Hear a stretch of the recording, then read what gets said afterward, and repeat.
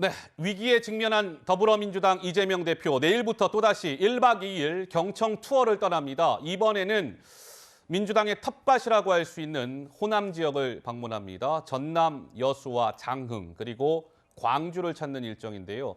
검찰 소환 통보보다 먼저 계획된 일정이지만 검찰 소환에 응하지 않고 텃밭행을 강행하겠다 이런 의지로 읽힙니다. 자, 이런 가운데 이재명 민주당 대표 지난주에 또 이런 얘기도 한 바 있었죠. 잠깐 이어서 들어보시죠. 서해 피격이나 또 월성 원전 같은 전 정부를 겨냥한 수사도 속도를 내고 있습니다. 전방위적인 야당 탄압 파괴 공작 그리고 정적 죽이기에만 진심을 보이고 있습니다. 파렴치한 야당 파괴 조작 수사의 최전선에서 당당히 맞서고 싸워 이기겠습니다. 자, 이재명 대표가 내일 또 이제 민생 투어를 떠나는 것과 관련해서 국민의힘에서는 이런 얘기가 또 나왔습니다. 한번 보실까요? 조여오는 자신의 사법 리스크를 문심에 기대고 싶은 이재명 대표의 심상이 앞날이 불안한 듯 보입니다. 이재명 대표는 도피 투어 중단하고 검찰 소환에 응하십시오. 지금 필요한 것은 문심이 아니라 양심입니다. 엽서 작전이면서 동시에 물귀신 작전도 가지고 있는 것 아닌가 하는 생각이 듭니다. 무슨 말이냐면 나를 살려달라, 같이 가자. 만약 나를 버리면 나도 그냥 죽지 않을 것이다. 이런 메시지를 같이 담고 있는 이중적인 그런 모습이 아닐까. 국민의힘에서는 이게 민생 투어가 아니라 도피 투어라고 하면서 도피 투어를 중단하시오 등등의 날선 반응이 나왔습니다. 김관욱 교수 한 말씀 드릴까요? 저는 지금 국민의힘이 이재명 대표를 사법 리스크라는 프레임에 가두기 위해서 부단히 노력을 하고 있는 것 같아요. 모든 행위를 다 그거를 회피하고 도피하는 그런 어떤 의도로 해석을 하는 것 같은데 저는 이 부분에 거의 동의하기가 어렵습니다. 그러니까 지금 이재명 대표는 일당의 대표고 국민의 절반에 가까운 사람들이 지지를 하고 있어요. 그 지지를 받는 정당의 대표는 본인의 역할을 해야 됩니다. 민생을 돌봐야 되고 청취를 해야 됩니다. 무엇이 문제인지. 이런 행위를 하고 있고 국민들이 원하는 말을 하고 있는데 그것을 다 본인들은 이게 사법 리스크를 회피하기 위한 것이다라고 해석을 하면 많은 국민들은 거기에 동의를 할까요? 그러니까 저는 조금 상식선에서 국민의힘도 정치 공세를 좀 펼치는 것이 합당하지 않을까 이렇게 생각합니다. 네. 국민들 보시기에 물론 제1야당 대표니까 국민 목소리 듣기 위해서 경청 투어 한다고 볼 수도 있겠습니다만은 검찰에서 오라고 하는데 가지도 않고 저렇게 검찰 수사에 대해서 본인 개인 리스크예요. 본인 개인의 형사 문제입니다. 거기에 당 전체를 동원하면서 저렇게 지역을 돌아다닌다. 또 문재인 대통령 만나러 간다. 이걸 어느 국민이 진정한 순수한 의미의 민심을 듣기 위한 경청 투어라고 생각하겠습니까? 결국은 본인한테 닥친 그런 사법 리스크를 본인이 해결하면 그냥 당연히 제1야당 대표로서의 역할도 오롯이 진정성 있게 들리는 것이지 지금 이재명 대표 8월 28일 날 당대표 된 다음에 민생 외쳤는데 도대체 민생에서 뭘 했습니까? 하나도 남는 게 없잖아요. 이 점을 지적할 수 있습니다. 예.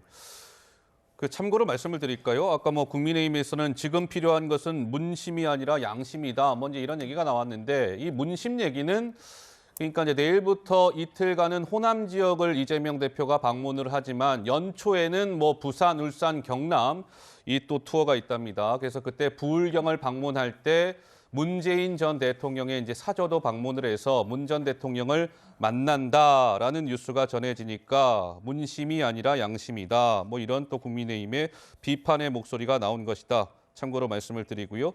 자, 민주당 내에서도 이재명 대표와 민주당이 한몸으로 사법 리스크를 방어하다 자칫 당 전체가 수렁에 빠질 것이다. 이런 우려의 목소리가 나오고 있습니다. 잠깐 들어보시죠. 민주당의 단일 대우 문제는요.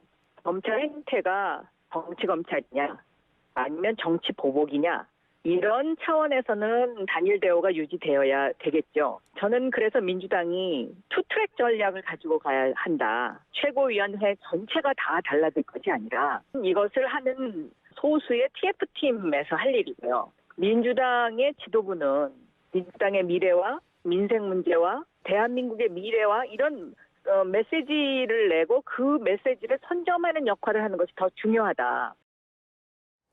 자, 비명계의 움직임이 심상치 않다고 해야 될까요? 비명계 의원들을 중심으로 하는 이 반선과 혁신 토론회가 새해부터는 민주당의 길이라는 새 이름을 달고 확대 출범한다고 합니다. 이 토론회에서 이재명 대표 체제를 두고 쓴소리가 종종 나왔는데 대표적인 게 민주당의 이원욱 의원입니다. 한번 들어보시죠. 팬덤 정치 이런 것들, 정당의 끊임없는 이 파열 구조 이런 것들이 왜 나올까? 정당의 사당화가 굉장히 심해지고 있다고 하는 겁니다. 최근에 민주당의 모습을 보면 그 사당화 현상이라고 하는 것이 굉장히 걱정되기도 합니다.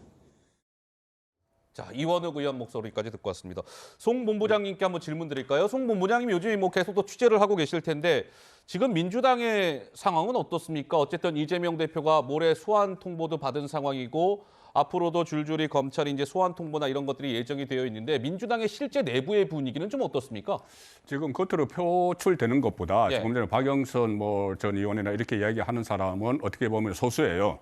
박용진 의원도 네. 그렇고 소수지만은 실제로 숨죽이면서 지켜보는 사람들의 대다수는 네. 지금 상당히 그 어떤 임계치에 거의 달하는 그런 느낌이에요. 왜 그러냐면 지금까지는 그 어떤 확실한 것이 나타나지 않고 계속 뭐 증거를 내놔라 뭐 이렇게 했는데 일단 검찰이 소환을 할 정도가 되면은 이 지금부터는 그 사법 리스크가 현실로 다가왔거든요.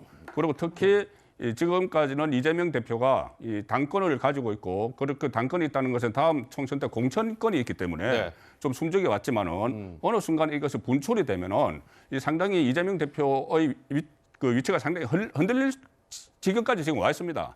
그래서 지금 이재명 대표가 문재인 전 대통령까지 찾아가서 양산에 찾아가겠다는 것이고 그리고 또 정태호 의원 그 친문이죠. 정태호 의원을 그 민주연구원장으로 발탁을 했죠. 그랬죠. 그것도 다 이 문재인 전 대통령과 공동 전선을 형성을 하자는 이야기인데 그것도 또 지금 어려운 것이 문재인 전 대통령 입장에서는 전직 대통령에 대한 수사와 이재명 대표에 대한 수사가 아무래도 그 차이가 날 수밖에 없어요. 지금 당장 그 월북몰이 수사에서 문재인 전 대통령까지는 가지 않고 선을 그었죠. 네. 그 서훈 그 국가안보실장이나 박지원 국정원장, 당시 국정원장을 구속하고 기소하는 선에서 마무리를 짓고 있거든요. 예. 그럼 그 위선으로 가지 않아요. 문재인 전 대통령에게. 그런데 문재인 전 대통령 입장에서 같이 이재명 대표의 사법 리스크를 같이 떠안아서 공동 리스크를 가질 필요는 없는 것이죠. 예, 그래서 한마디로 결국 그 이재명 대표는 결국 계속 지금 코너로 몰려가는 그런 상황으로 볼 수가 있죠.